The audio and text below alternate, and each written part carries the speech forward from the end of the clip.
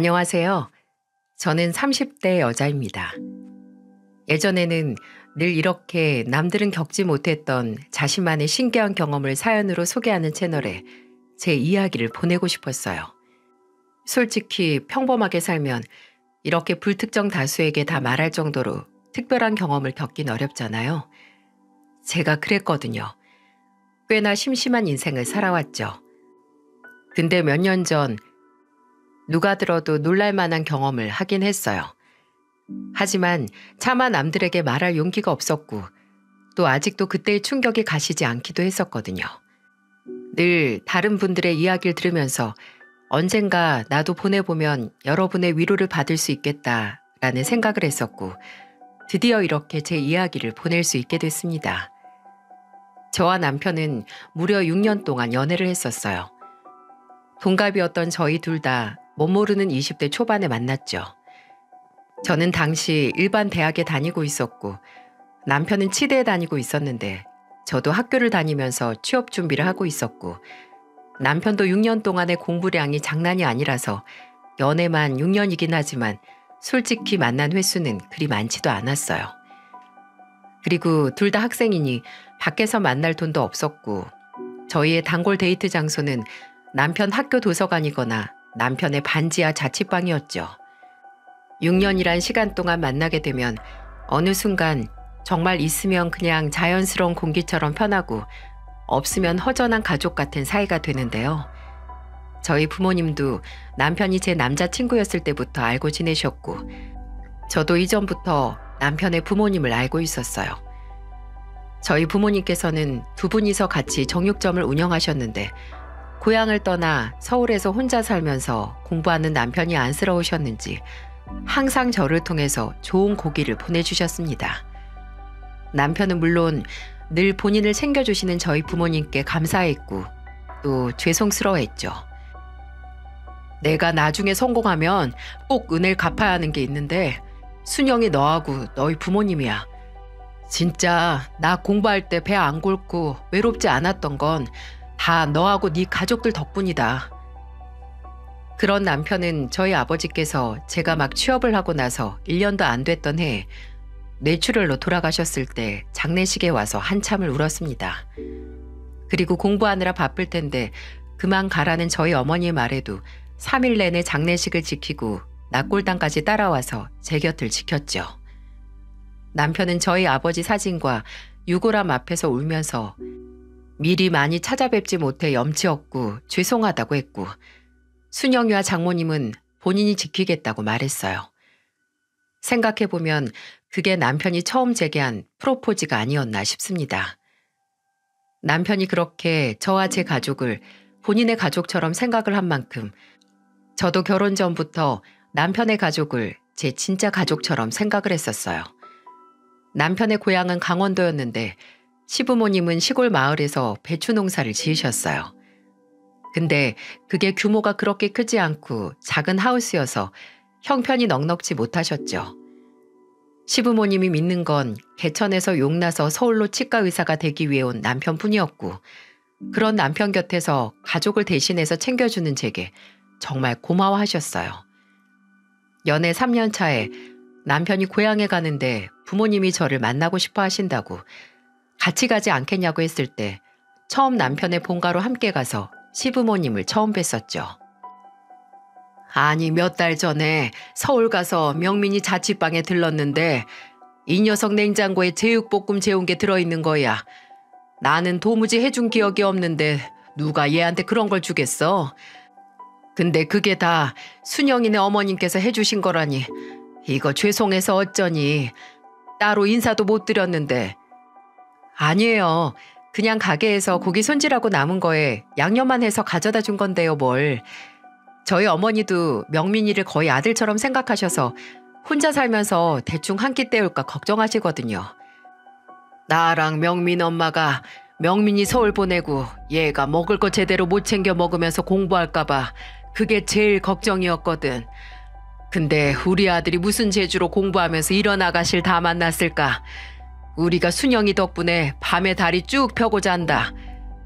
순영이는 바로 취업한다고 했지? 네. 아마 방학에 인턴 나갔던 마케팅 회사로 갈 것 같아요. 아유, 참 야무져서 벌써 자리도 잡고 대단도 하다. 순영이 회사 다니면 아무래도 명민이 보필 더 안정적으로 할 수도 있고 잘 됐네. 잘 됐어. 시부모님은 저를 남편의 수호천사 정도로 생각하셨어요. 그도 그럴 것이 제 앞가림도 막막했던 나이에 혼자 살면서 공부하는 남편을 챙겼으니까요. 남편 자취방을 제 집 드나들듯 하면서 밥 챙겨주고, 또 오래 앉아 있느라 운동을 못하니 영양제 챙겨주고, 또 생활비가 없을 때는 제 월급을 반으로 나눠서 남편에게 준 적도 덜어 있었습니다. 물론 남편도 간혹 가다가 아르바이트를 했지만 그것도 못하고 시부모님께서 자취방 월세를 못 보내주시는 날이 있으면 제가 월세를 대신 내준 적도 있답니다. 그때는 솔직히 그게 당연하다고 느껴졌어요. 내가 사랑하는 사람이고 이 사람이 본인의 꿈을 위해 노력을 할 때 제가 대신 공부를 해줄 수는 없으니까 도울 수 있는 방법이 있다면 뭐든 했던 거죠. 제가 그런 도움을 남편에게 줄 때마다 남편이 시어머니에게 말을 했는지 시어머니께서 제게 연락을 해오셨는데요. 명민이가 성공하면 다 순영이 네 덕분이라고 고맙다는 말을 하셨어요. 명민이한테 뭐 필요한 거 있나 전화하면 다 순영이가 먼저 해줬다고 괜찮다고 하더라. 우리가 순영이 너한테 참 고마운 게 많어. 순영아, 몇 년만 고생해라. 명민이 저 치과 의사 되면 그거 다 네가 덕보는 거니까. 이때까지만 해도 이런 말들이 이상하게 들리지 않았습니다. 그냥 어른으로서 나중에 내 시어머니가 되실 분으로서 할 수 있는 말이라고 생각을 했어요.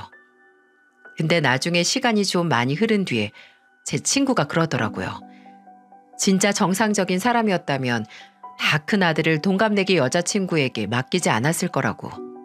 마냥 고마워하기보다는 미안해할 것이고 너도 네 인생이 있고 네 앞가림하기 바쁜데 네 부모님께 죄송해서라도 그렇게 희생하고 헌신하는 걸 말렸을 거라고 하더군요. 근데 생각해보면 그게 맞는 말이죠. 딸뻘 되는 제게 본인 아들 뒤치다꺼리를 맡긴다는 게 마음 편한 일은 아니잖아요. 저도 남편을 위해 이렇게까지 했던 나란 사람에 취해서 시부모님이 저를 열려놨다고 칭찬하는 걸 그냥 좋게만 들었던 거죠. 그리고 그때는 결혼 전이라 할지라도 시어머니를 포함해서 시댁 식구들이 저를 정말 가족처럼 대해줬었어요. 특히 저는 제 시누이와 가까웠고 지금까지도 잘 지내고 있는데요. 시누이는 남편이 졸업 후 면허 시험을 볼 때쯤 일찍 결혼을 했어요. 시누이 남편이 서울로 직장을 옮기게 돼서 이사를 오게 됐고요. 남편과 시누이는 원체 사이도 좋고 친구처럼 지냈는데 사는 곳이 가까워지니 저도 자주 얼굴을 보게 됐죠. 그리고 시누이 성격이 진짜 유쾌하고 좋아서 친해질 수밖에 없었습니다. 시누이 신혼집이 제가 다니던 회사에서 가까워서 종종 남편 없이 저 혼자서도 놀러 갈 정도로 친해졌는데 시누이가 저만 보고 하는 말은 바로 이거였어요.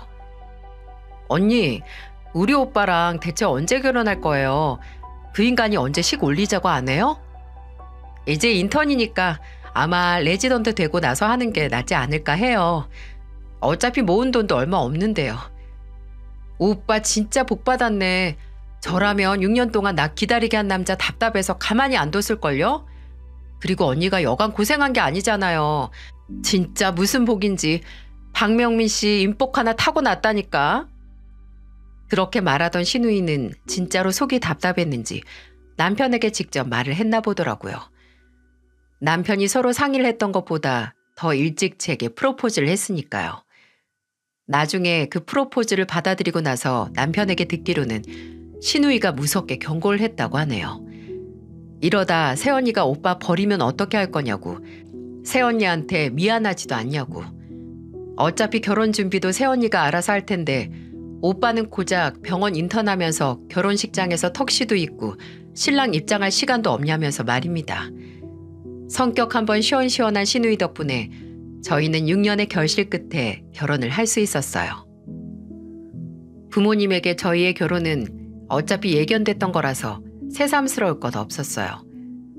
근데 이때부터 좀 찜찜했습니다. 시부모님이, 아니 시어머니께서 예정보다 앞당겨진 결혼식을 탐탁지 않아 하셨기 때문이었죠.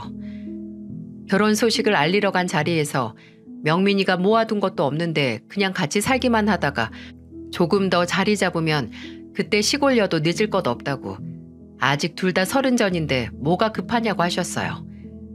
그때는 그냥 걱정돼서 하시는 말이겠지 하고, 저도 남편도 걱정 마시라고, 요새 젊은 사람들 중에 다 준비되고 결혼하는 사람 몇이나 되냐고 했죠. 그렇게 결혼 준비를 하다가, 물론 저도 모아둔 돈이 있고 저희 어머니께서 보태주신 돈에 남편도 있기야 있었지만 그걸로 결혼식에 혼수에 집까지 구하려면 택도 없었습니다. 그리고 시부모님께서는 형편 때문에 도움을 안 주시는 거나 마찬가지였고요. 그래서 남편하고 저는 대출을 알아봤는데 다 따지고 보니 혼인신고를 하고 신혼부부 대출을 받는 게 제일 낫겠더라고요. 그래서 결혼식 올리기 전에 혼인신고부터 할 예정이었는데 얼마 지나지 않아서 시어머니께 연락이 왔어요. 너희 혼인신고부터 하려고 하니? 요새 젊은 애들은 일부러 나중에 혼인신고를 한다는데 너흰 왜 그러니? 네가 명민이한테 혼인신고부터 하자고 했니?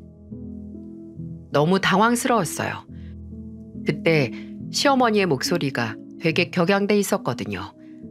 아니, 솔직히 6년을 만났는데 좀 더 간을 봐야 해서 혼인신고를 뒤로 미루는 것도 이상하지 않나요?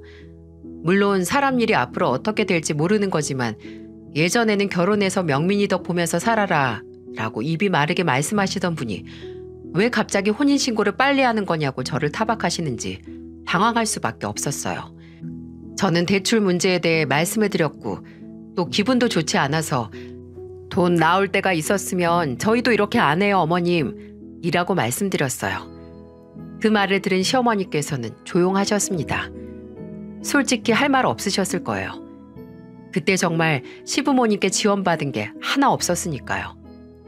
다행인지 불행인지 시어머니께서는 갑자기 알아서 하라며 전화를 끊으셨고 저는 그 통화 후 좀 멍해졌어요. 그리고 그 전에 아무 생각 없었던 시어머니의 말들이 생각이 나는 겁니다. 남편이 국시에 합격했을 때쯤 대학병원 알아보면서 시간이 나면 자주 시댁에 갔었거든요. 그럼 저도 시간 되면 같이 갔었고요. 근데 제가 가면 늘 한결같이 반겨주시던 시어머니께서 어느 순간 근데 순영이나 안 바쁘니? 어째 우리 아들 얼굴 보는 것만큼 네 얼굴도 보는 것 같다 라고 하셨던 때가 있었어요. 그때는 옆에 계시던 시아버지께서 예비 며느리 얼굴 시간 될 때 자주 보는 게 좋지. 멀리 살아서 결혼하고서도 자주 못 볼 텐데 라고 하셔서 그냥 넘어갔거든요. 당시에는 별 생각 없었는데 갑자기 그날 혼인신고 문제로 큰 소리를 치시는 시어머니 목소리를 들으니 어쩌면 나를 당연히 며느리로 생각하시던 시어머니 마음에 변화가 생겼을지도 모르겠다는 생각이 드는 거예요. 그리고 결혼 전까지만 해도 남편에게 일어나는 좋은 일이 전부 제 덕분이라고 하시던 시어머니에게 갑자기 남편에게 생기는 모든 안 좋은 일들이 모두 제 탓이 되어버렸네요. 결혼 초기에 제가 거짓말 안 보태고 이틀에 한 번꼴로 시어머니께 어떤 전화를 받았냐면요. 명민이 목소리가 좀 이상하던데 너희 혹시 싸웠니? 명민이 몸 아픈 거 아니야? 목이 아주 잠겼던데 넌 결혼 전에 그렇게 잘하더니 네 남편 몸 관리도 이제 신경 하나 안 쓰는 거야? 너 혹시 집에 잘 안 들어가니? 명민이 어제 저녁 혼자 먹었다며? 결혼한 지 얼마나 됐다고 벌써 밖으로 돌아? 너 이러려고 결혼했어? 남편과 통화를 하시고 조금만 거슬린다 싶으면 바로 제게 전화를 해서 저러시는 거예요. 일주일에 3번에서 4번 딱 한 달만 겪어보면 몸에서 사리가 다 나옵니다. 저도 노는 사람이 아니고 회사 다니고 사회생활 하는 사람인데 이런 연락이 잊을만 하면 온다고 생각해보세요. 처음에는 안 싸웠다. 그냥 병원에서 피곤해서 그러나 보다. 어제 당직이었다. 그래서 그런가 보다. 어제 저희 오빠가 병원 입원했다고 해서 거기 갔다가 어머니 댁에서 밥 먹고 왔다 하면서 다 그냥 유하게 대답을 했어요. 근데 점점 도가 지나쳐서 이제는 시어머니 입에서 아무래도 명민이가 결혼 생활이 행복하지 않은 것 같아. 내 아들이 이렇게 전화를 받는 애가 아닌데. 라는 말까지 나오니까 와 돌겠더라고요. 그래서 아예 원인을 없애야겠어서 남편에게 시어머니 전화를 받지 말라고 했습니다. 남편하고 전화를 하고 제게 뭐 이상은 없는지 꼭 확인을 하시는 거라서 말이죠. 물론 남편이 제 말을 듣고 시어머니 전화를 받지 않자 제게 득달같이 전화를 해서 명민이가 전화를 안 받네? 무슨 일 있는 건 아니겠지? 너는 명민이랑 언제 마지막으로 통화했니? 라고 하셨고요. 남편이 병원에서 일하긴 하지만 무슨 환자로 있는 것도 아닌데 저는 그런 시어머니에게 말했어요. 아, 사실 남편이 업무 중에 어머님 전화를 자주 받아서 같이 일하는 동료들한테 한 소리 들었나 봐요. 한 번은 회진 따라다니다가 어머님한테 전화가 와서 레지던트 선생님한테 주의도 들었다고 했고요. 어머, 그랬니? 많이 혼났대? 휴대폰보다 차트나 병원 호출기를 더 많이 봐야 하는 사람인데 아무래도 눈치 보였겠죠. 그래서 저도 남편 업무 시간에는 웬만해선 연락 안 하고요. 그러니까 어머님도 너무 자주 전화하지 마세요. 문자 보내셔도 금방 답장 올 거라 기대도 하지 마시고요. 시어머니가 남편이 회진 도는 중에 전화를 하신 건 사실이에요. 근데 꾸중을 듣거나 동료 의사들에게 한 소리 들었다는 건 제 과장이었습니다. 그저 시어머니가 제발 아들이나 며느리인 저를 가만히 뒀으면 해서 살짝 거짓말을 한 거였어요. 다행히 시어머니는 그 후로 남편에게 집착에 가까운 연락은 하지 않으셨습니다. 의사된 아들이 행여 병원에서 밉보여서 출세길에 이상이라도 갈까 무서우셨겠죠. 근데 한동안 연락은 안 하시다가 이제는 아예 찾아오시더라고요. 하루는 일하는데 또 시어머니께 연락이 와서 받았더니 시누이 보러 서울 왔다가 시간이 남아서 너희 집에도 들렀는데 현관 비밀번호 좀 알려달라고 하시는 겁니다. 일단 밖에서 기다리시라고 할 수 없어서 도어락 번호를 알려드렸는데 불안한 거예요. 저도 남편도 없는 집에 시어머니 혼자 계시니까요.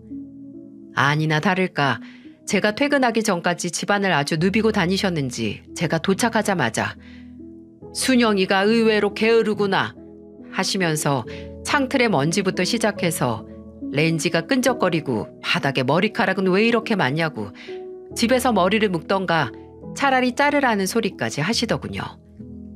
그 후로도 연락 안 하시고 들이닥치는 날이 늘었습니다.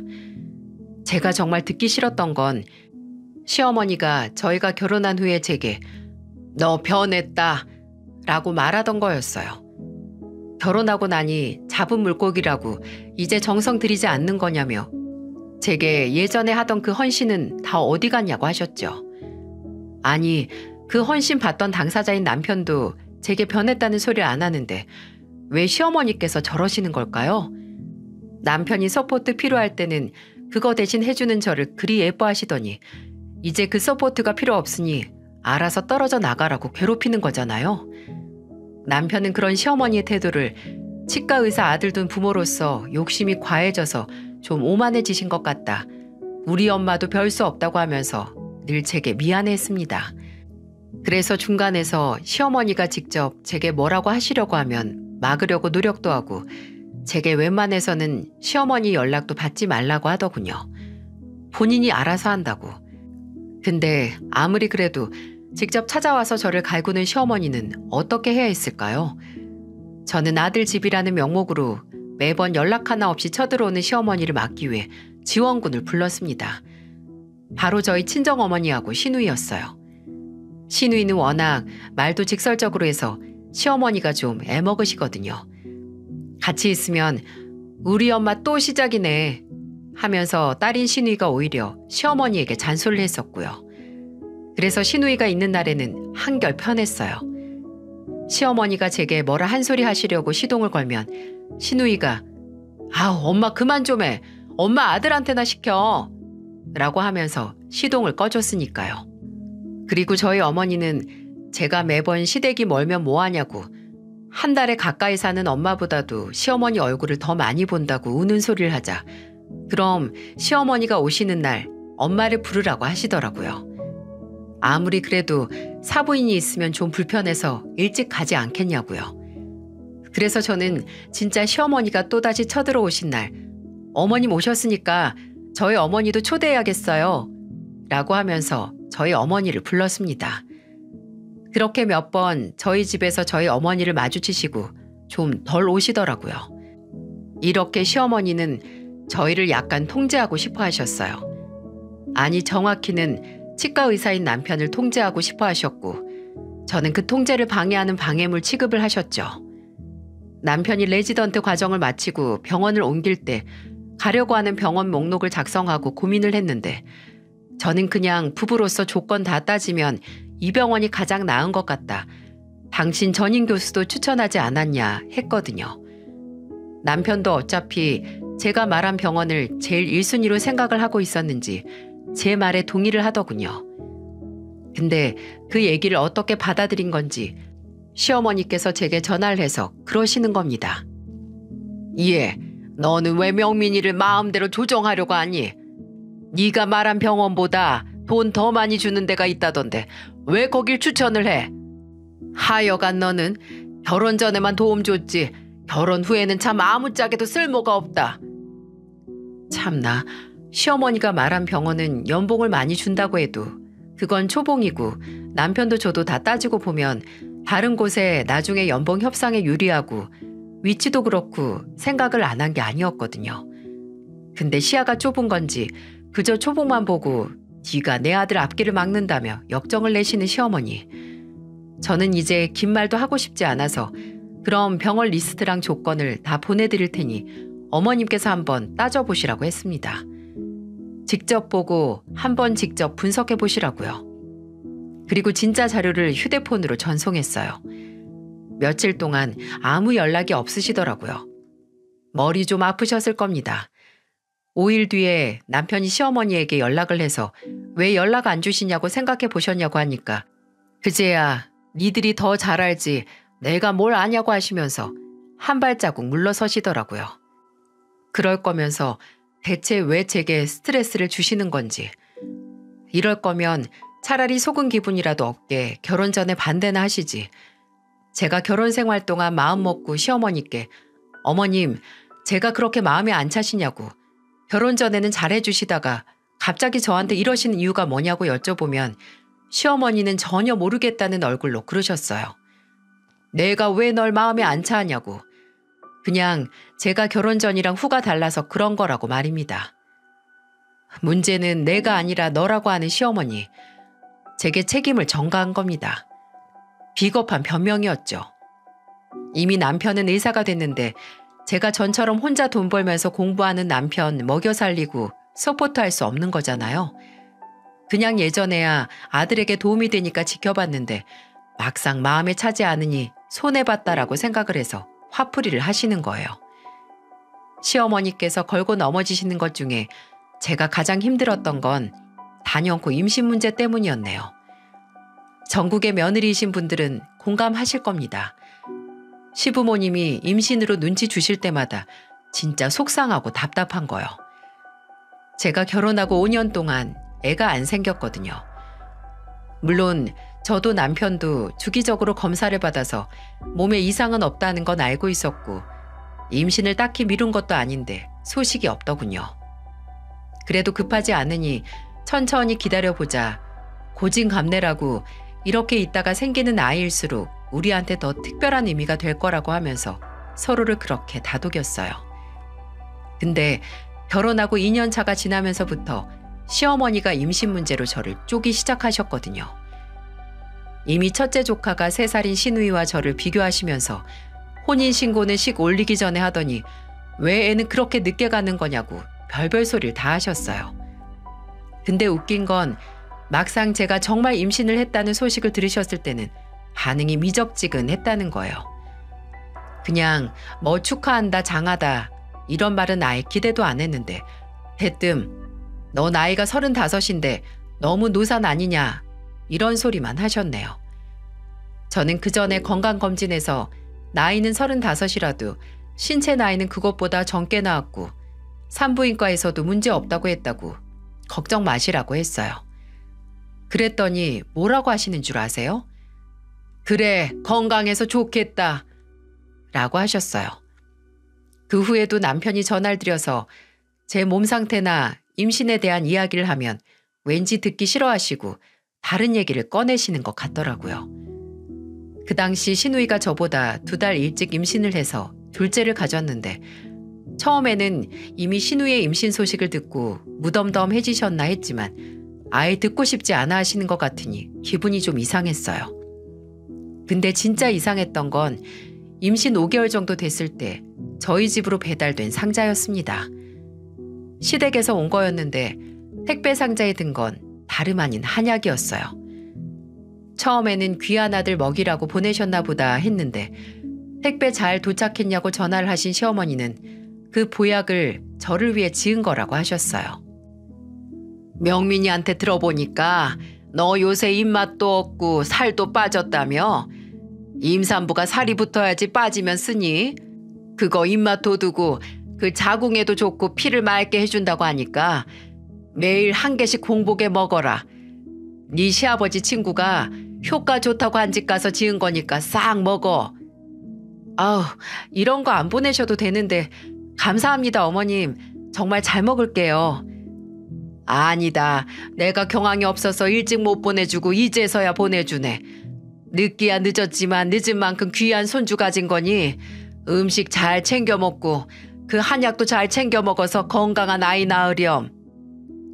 꿈인가 했습니다. 살다 시어머니께 이렇게 챙김을 받을 줄이야.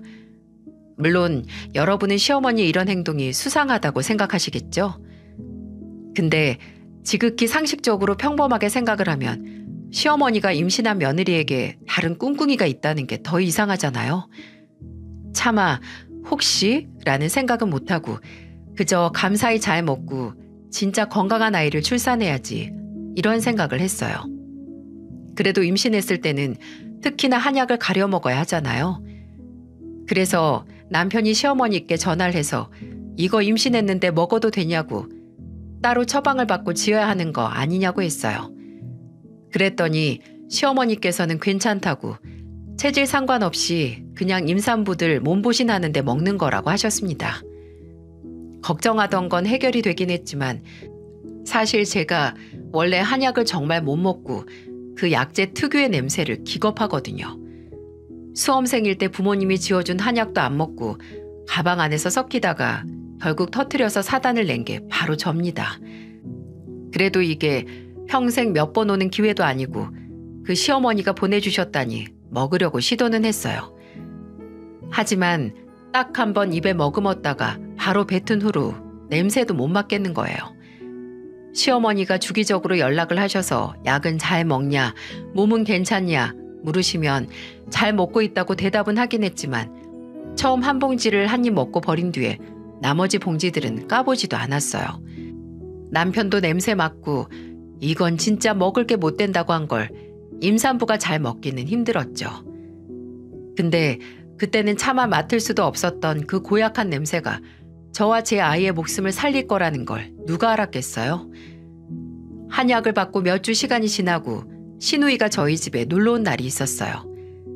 사는 곳도 가까워서 자주 놀러 왔었는데 시누이가 입덧이 심해진 이후로 못 오다가 오랜만에 온 거였거든요. 이제는 입맛이 팍팍 돌아서 하루에 4-5개 먹는다는 시누이에게 토스트 구워주고 고기 구워주고 과일 깎아주고 했는데 그러다가 식탁 옆에 있는 한약이 든 박스를 보고 시누이가 말했어요. 이건 뭐예요? 한약이네? 오, 오빠가 언니 먹으라고 지어왔나 봐요?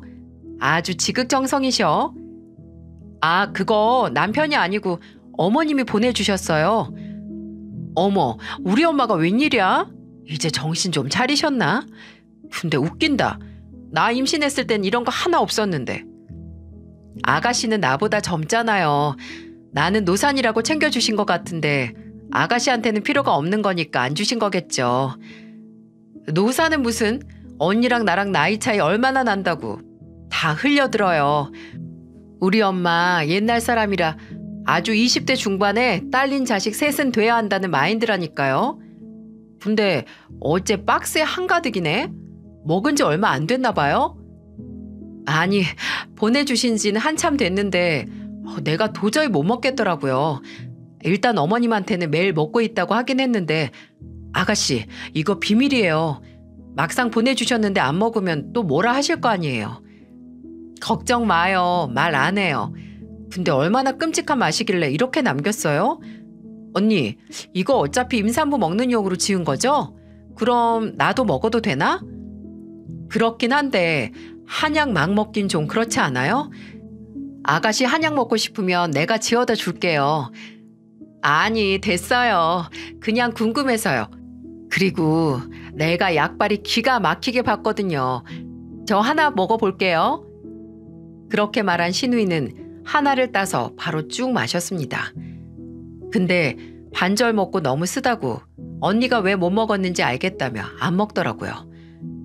그리고 나서 입가심한다고 냉장고에 있던 아이스크림 꺼내서 먹었는데 한 3, 40분 정도 지났을까요? 신우이가 갑자기 배가 아프다고 하는 겁니다. 언니, 나 이거 왜 이러지? 갑자기 배가 아파요. 아프다고 부여잡는 신우이의 배를 만져보니 돌처럼 땅땅하게 굳은 겁니다. 신우이는 갈수록 통증이 심해진다고 했고 나중에는 땅에 주저앉아서 일어서지 못했어요. 저는 바로 구급차를 불렀고 신우이는 가까운 대학병원으로 옮겨졌어요. 구급차 안에서 많진 않았지만 약간의 하혈도 했는데 저는 진짜 신우이와 뱃속의 둘째 조카가 어떻게 되는 줄 알고 제정신이 아니었습니다. 응급실에서 신우이가 진정제를 맞고 피검사와 복부 초음파를 할 때 저는 신우이 남편에게 전화를 해서 이 사실을 알렸고 또 남편과 시어머니께도 연락을 드렸어요. 멀리 계셔서 바로 못 오시는 시어머니께는 일단 신우이 상태가 안정이 됐을 때 연락을 드렸고요. 어머님, 저 순영인데요. 지금 아가씨 응급실 같이 왔어요. 응급실? 너 어디 아프니? 어디 잘못됐어? 아니요, 저는 같이 있다가 따라온 거고 아가씨 몸에 문제가 생겨서 아니 아까 배가 아프다고 잠깐 쓰러졌었는데 지금 수액 맞고 진정은 된 상태고요. 아직 검사 결과는 기다리는 중이에요. 뭐? 아니 희진이가 왜 쓰러져? 희진이가 왜? 저는 놀란 시어머니께 상황을 설명했습니다. 저희 집에서 같이 있다가 갑자기 배를 쥐어잡고 주저앉았다고요. 일단 의사가 뱃속 아기에게 별다른 이상이 보이지 않으니 걱정 말라고도 말씀을 드렸고요. 그래도 시어머니께서 진정을 못하시고 대체 뭘 한 거냐고 신우이가 뭐 잘못 먹은 거 아니냐고 추궁을 하기 시작하셨고 저는 그날 저희 집에서 먹은 음식을 이야기하다가 신우이가 제게 보내주신 한약을 좀 먹었다고 말했습니다. 근데 그 말을 하자마자 시어머니가 미친 듯이 소리를 지르기 시작했어요. 희진이가 그걸 왜 먹어? 그거 너 먹으라고 보내준 거 아니야? 임산부가 한약 잘못 먹었다가 어떻게 될 줄 알고 그걸 주냐고? 아니, 그거 체질에 상관없이 먹는 거라고 어머니께서 말씀하셨잖아요. 그리고 아가씨 얼마 먹지도 않았어요. 밥만 먹고 바로. 얼마나 먹든 그게 어떤 건 줄 알고 먹어? 아휴, 어떡하니, 어떻게 해? 그때 제 등골이 싸했습니다. 며느리에게는 체질에 상관없으니 걱정 말고 먹으라던 한약을 갑자기 신우이가 먹었다니 그게 어떤 건 줄 알고 먹은 거냐며 하는 게 이상하잖아요. 저는 그때 그 한약이 문제일 수 있겠다 싶어서 시어머니에게 물었어요. 어떤 건데요? 뭐가 말이니? 그 한약이요. 대체 어떤 건데 어머니께서 그러시는 건데요? 어머님, 대체 저한테 뭘 보내주신 거예요? 제가 그렇게 물으니 방금 전까지만 해도 속상해 죽겠다며 우리 희진이랑 손주 괜찮은 거 맞냐고 발을 동동 구르시던 시어머니가 갑자기 침묵하시더군요. 그러더니 갑자기 한약이지 무슨 소리냐고 했고 지금 당장 갈 테니까 희진이가 있는 병원이나 문자로 찍어서 보내두라고 하고 전화를 끊으셨어요. 솔직히 이때까지만 하더라도 확신은 하지 못했습니다. 너무 끔찍하잖아요. 정말 그 한약이 문제라면 시어머니가 해코지를 하려고 했던 건 다름 아닌 저였는데 말이죠. 설마 사람이 그러기야 했겠어? 라는 생각을 하긴 했는데 그리고 몇 시간 뒤에 병원에 저와 남편 그리고 신우이의 남편과 시부모님이 신우이가 입원한 병실에 모였습니다. 다행히 신우이의 몸 상태가 괜찮아져서 일반 병실로 옮겼는데 의사는 병실로 찾아와 몸에 이상은 없지만 피검사에서 자궁 수축과 복통을 일으켰을 수도 있는 무슨 성분이 발견이 됐다고 신우이에게 그날 먹은 음식 중 의심 가는 거 없냐고 물었습니다. 신우이가 그 전날 저녁부터 쓰러지기 직전까지 먹었던 음식을 나열할 동안 저는 신우이 곁에 있는 시어머니를 보고 있었어요. 제게서 분명 한약 이야기를 들은 사람이 신우이가 미처 한약 생각은 안 났는지 음식 이야기만 하고 있을 때 가만히 있더라고요. 저는 만약 내가 생각하는 게 아니더라도 여기서 확인을 해야겠다 싶었고 신우이가 먹은 음식을 다 말했을 때 입을 열었어요. 아가씨, 한약도 먹었잖아요. 우리 집에 있던 거. 아, 맞다. 임산부한테 좋다는 한약도 먹었어요. 아, 당신 먹으라고 엄마가 보내주신 거? 근데 난 못 먹었잖아. 그게 처방도 필요 없고 그냥 체질에 상관없이 먹을 수 있는 한약이라고 했죠, 어머님? 안 먹었다고? 너 분명 나한테는 먹었다고 했었잖아. 아, 죄송해요. 도저히 써서 못 먹겠더라고요. 원래 한약 잘 못 먹고 내원하시는 임산부들이 간혹 있어요. 근데 임산부용으로 지었으면 검사 결과가 이렇게 나올 수가 없는데 혹시 무슨 약재 썼는지 대표적으로 생각나는 거 있으신가요? 제 말을 들은 의사가 시어머니를 향해 물으니 시어머니는 대답을 하지 않고 눈을 피하는 게 아니겠어요? 그러더니 기억이 안 난다며 오히려 큰 소리를 치는 겁니다. 아유, 내가 그걸 어떻게 다 기억을 해요. 내가 직접 지은 것도 아니고. 그리고 분명 그 선생이 체질 상관없다고 임산부면 다 먹어도 된다고 했어요. 그러니까 내가 며느리 준 한약 때문에 이럴 일은 없어. 알아들어요? 근데 어머님, 아까 저한테는 아가씨가 그게 어떤 건 줄 알고 먹은 거냐고 하셨잖아요. 뭐 아가씨가 먹으면 안 되는 성분이 들어서 그렇게 말씀하신 거 아니에요? 내가 먹으면 안 되는 거요? 엄마, 그게 무슨 소리야? 내가 뭘 먹으면 안 되는데? 빨리 말해요. 아, 나 정말 죽을 뻔했어. 내 애도 잘못될 뻔했고. 맞아요, 장모님. 이거 확실히 이야기해 주셔야 해요. 내가 언제 그런 소리를 했다고 그래. 아, 순영이 쟤가 생사람 잡네. 나는 그냥 임신도 안 해가 남이 먹는 한약 덥석 먹었다는 말에 속이 상해서. 근데 엄마가 그거 이 사람 줄 때는 임산부면 다 먹어도 된다고 했었잖아요. 아, 뭔데 그래요? 뭐 우리가 알면 안 되는 거라도 들어있는 거예요? 병실안 분위기가 순식간에 가라앉았고 식구들이 시어머니를 추궁을 하게 됐습니다. 의사 선생님은 그럼 나중에 약재를 알게 되면 따로 말씀해달라고 하시면서 나가셨지만 아직 추궁은 끝난 게 아니었어요. 남편과 신우이는 대체 뭐냐고, 왜 말을 못하냐고 연신 시어머니를 쪼아댔고 시어머니는 모른다고 그냥 한의사한테 부탁만 한 거라고만 했습니다. 그러다가 남편이 시아버지께 말했어요.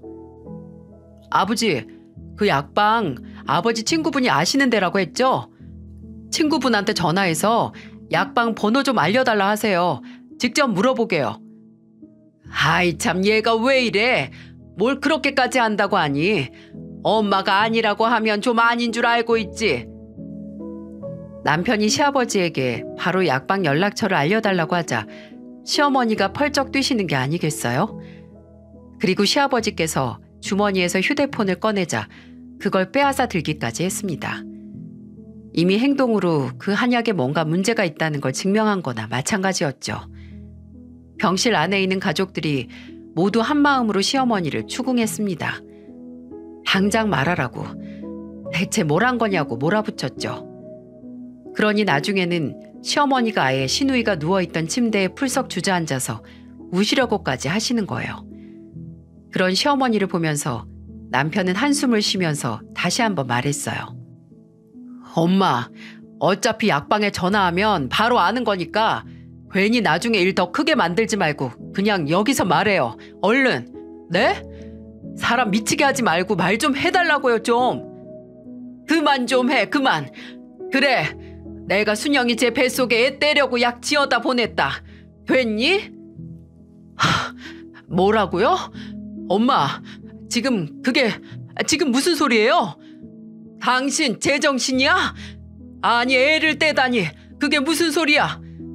그렇게 몇 년 동안 안 생기던 게 왜 이제야 생긴 건지, 하필 왜 지금에서 생긴 건지 시간을 되돌릴 수도 없고, 그렇다고 낳고 나서 너네 헤어지라고 할 수 없어서 내가 애 없애려고 했다. 없애려고. 참, 악마가 해도 무시무시할 말을 당당하게 잘 하시더라고요. 제 배를 가리키며 애를 떼려고 했다는 말을 하는 시어머니를 보고 온몸에 소름이 끼쳤습니다. 시어머니는 위염에 좋은 약재가 있는데 그게 옛날부터 임산부가 먹으면 치명적이라고 큰일 난다고 하던 게 있었대요. 그래서 그걸 제게는 임산부에게 좋다고 속여서 보내고 제가 그걸 먹고 애가 떨어지길 기다렸다는 겁니다. 이 끔찍한 계획의 이유를 차마 안 물어볼 수가 없었는데 남편이 제정신이냐고, 왜 이런 짓을 했냐고 묻자 시어머니는 이렇게 말했습니다. 너 막 임신했을 때 미숙이가 연락이 왔었어. 당신 친구, 그 식당 한다는 여자. 예전에야 식당 했지. 늦게 재혼해서 남편하고 땅 투자하다가 돈을 얼마나 많이 벌었는데 그 여자 앞으로 된 건물만 2개야, 2개. 근데 얼마 전에 지 딸 3년 살다가 못 참고 이혼했다고 하는 거야.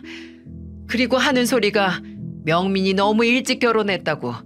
아직까지도 총각이면 지 딸이랑 결혼시켜서 벌써 서울 목 좋은데 치과 개원해 줬을 거라고 하는 거야. 그 후로도 너 아직도 잘 사냐고, 뭐 헤어질 김이 안 보이냐고 하는데, 내가 내 돈으로 내 아들 병원 차려줄 능력은 없어도 다른 방법으로 병원 차려줄 수 있는데 뭘 못하겠어. 그래서 그랬다고요? 그게 이 사람 뱃속에 내 자식 없애가면서까지 할 수 있는 일이었다고요? 엄마 진짜 미쳤어요? 이거 살인이야, 살인. 엄마 손으로 엄마 손주 죽이려고 했던 거라고요. 그리고 정말 잘못했다가 이 사람까지 잘못됐으면 어쩔 뻔했어. 희진이도 지금 이러고 있는데 산모한테는 문제 없을 거라고 했어. 그냥 애만 떨어진다고 했단 말이야. 그리고 희진이도 얘도 괜찮잖니? 너 애초에 네가 순영이 얘 말고 돈 좀 있는 마누라 얻어 써봐. 이 엄마가 이렇게까지 했겠냐? 그저 예정 못 잊고 지 앞길 지 손으로 막아놓고 왜 큰 소리야? 이미 시어머니는 제정신이 아닌 것 같았어요. 엄연히 피해자가 있고 본인 손으로 본인의 딸과 손주를 잘못되게 할 뻔한 사람이 너무나 태연하고 당당하더군요. 도저히 제정신이 아닌 사람에게 말해봤자 무슨 의미가 있을까 싶긴 했는데 그때 침대에 있던 시누이가 말했어요. 엄마, 나가. 희진아, 나가라고. 나 2번 다시 엄마 보고 싶지 않아. 나도 애도 괜찮다고? 그게 변명거리가 된다고 생각해? 희진아, 엄마가 너한테 이러려고 한 게 아니고. 됐어. 그게 뭐가 중요해? 그 한약을 먹은 게 나나 세연이나 어쨌든 엄마는 임산부 뱃속에 있는 애 유산시키려 한 거잖아. 그런 계획까지 한 엄마, 난 도저히 끔찍해서 볼 수가 없어. 그러니까 나가. 그리고 나 볼 생각도 하지 마. 그리고 엄마가 죽일 뻔한 내 애도 볼 생각하지 말고. 시어머니의 끔찍한 계획의 희생양이 될 뻔한 시누이는 크게 분노를 했습니다. 그리고 시어머니와 아예 연을 끊고 살겠다고 하고 시어머니를 병실 밖으로 내쫓았어요. 안 나간다고 엄마랑 얘기 좀 하자고 하는 시어머니를 시누이의 남편과 시아버지가 끌고 내보냈고, 시누이는 이제 절대 안정을 취해야 했기에 저도 남편도 병실 밖으로 나왔어요. 망연자실한 표정의 시어머니에게 남편이 말했어요. 우리도 이제 엄마 안 봐요. 며느리 독살까지 하려고 한 시어머니 무서워서 어떻게 만나요? 뭐? 아휴, 명민이 너까지 진짜? 엄마 목적은 희진이가 아니라 이 사람이었잖아요. 근데 우리가 어떻게 엄마를 보고 살아요? 내 가족 위협하는 사람 가족 근처에도 두기 싫으니까 엄마는 앞으로 나나 희진이 볼 생각하지도 마세요. 이야, 잘못된 사람 하나도 없잖아. 진짜 순영이가 애가 떨어진 것도 아닌데 무슨 부모 자식 연을 끊어. 앞으로도 엄마가 안 그러실 거라는 보장 있어요?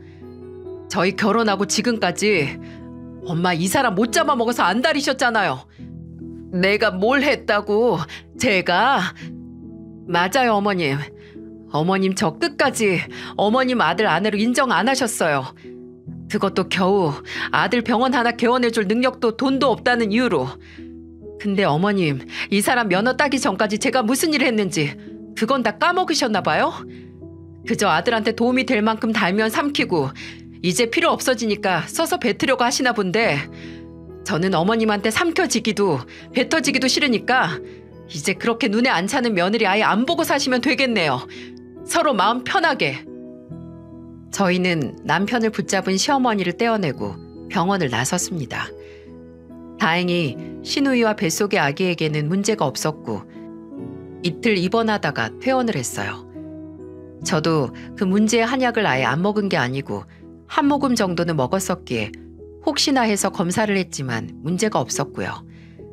신우이는 그날 말했던 것처럼 시어머니의 모든 연락을 무시하고 심지어 서울까지 찾아온 시어머니를 피해 본인의 시댁으로 가서 지내기도 했어요. 물론 저희 집에도 찾아왔지만 저희도 만나주지 않았고요. 시어머니가 제게 사과를 하겠다고 하셨지만 저는 할 필요 없다고 했습니다. 어차피 받을 생각도 없다고 괜한 짓 해서 힘 빼지 말라고 했네요. 어떻게 사람이 그런 짓을 할까요? 완전한 남이 임신을 했는데 몸에 이상이 있다고 해도 걱정이 되는 게 사람의 측은지심인데 본인 피부치를 없애려고 그렇게 비열한 계획까지 하다니 대체 어떻게 된 정신머리면 그럴 수 있냐고요. 신우이도 저도 몇 달 뒤 걱정했던 게 무색할 만큼 건강하게 출산을 했지만 그때도 역시 시어머니에게는 연락을 하지 않았습니다. 혹시 시아버지에게 저희가 출산한 병원이나 조리원을 알려드리면 시어머니가 쫓아오실까 봐 시아버지께 비밀로 하고 사진만 보내드렸어요. 놀랍게도 그 후로 2년 동안 시어머니를 안 보고 살고 있습니다. 솔직히 시어머니라고 부르고 싶지도 않네요. 처음에는 이 일은 저희 어머니께서 속상해 하실까 봐 말씀을 안 드렸는데 저희 오빠가 새언니에게 말하고 새언니가 어머니에게 알리는 바람에 아들이 태어난 후에 다 들통나고 말았어요. 어머니는 당장 고소를 할 거라고 이건 살인미수나 다름없다고 길길이 날뛰셨고 그 마음은 100번 이해를 했지만 저는 어머니를 말렸습니다. 이미 본인의 한참 잘못된 행동으로 자식 둘을 잃은 거나 마찬가지라고 고소당해서 수감되는 것보다 어쩌면 더한 벌을 받은 거나 다름없으니 그냥 넘어가자고 했어요. 그리고 그 벌을 받은 시어머니는 지금까지도 어떻게 해서든 용서를 받기 위해 홀로 외로운 춤을 추고 계십니다. 잊을만 하면 연락하고 찾아오시기도 하지만 저도 그리고 신우이도 모른 척하고 있어요. 지난번에는 남편에게 혹시 신경이 쓰이면 당신은 어머니 뵙고 오라고 하긴 했는데 남편은 본인 어머니가 지으려던 애가 당신 아이일 뿐 아니라 내 아이이기도 했다고 이건 아무리 시간이 지나도 용서할 수 없는 일이라고 단호하게 말하더군요. 저는 제 몸이라서 더 많이 화가 나고 예민했던 거지만 남편도 본인의 가족을 위협했다는 사실에 단단히 마음을 먹은 것 같았어요. 그럴 수밖에 없겠죠. 아무리 가족이라도 결코 용서할 수 없는 일이 있기 마련이니까요. 앙금은 언젠가 눈 녹듯이 녹을 수 있다고 하지만 저는 아마 시어머니에 대한 원망과 두려움이 결코 사라지지 않을 것 같아요. 왜냐하면 그런 일이 있었다는 게 거짓말처럼 하루가 다르게 크는 제 아들을 볼 때마다 하마터면 이렇게 예쁜 내 아들을 잃었을 수도 있었다는 생각이 들면서 오히려 그 원망이 더 커지고 있었거든요.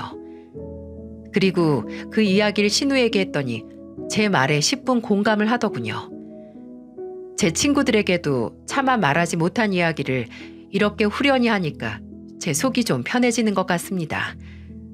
제 사연을 많은 분들에게 쏟아낸 만큼 제 속이 한결 가벼워져서 그 끔찍한 사건이 그저 과거이고 지나간 일이 돼서 저희 가족에게 없었던 일이 됐으면 좋겠습니다. 이야기를 들어주셔서 정말 감사합니다. 꽃피는 봄, 소중한 가족들과 좋은 추억 많이 만드시길 바랍니다.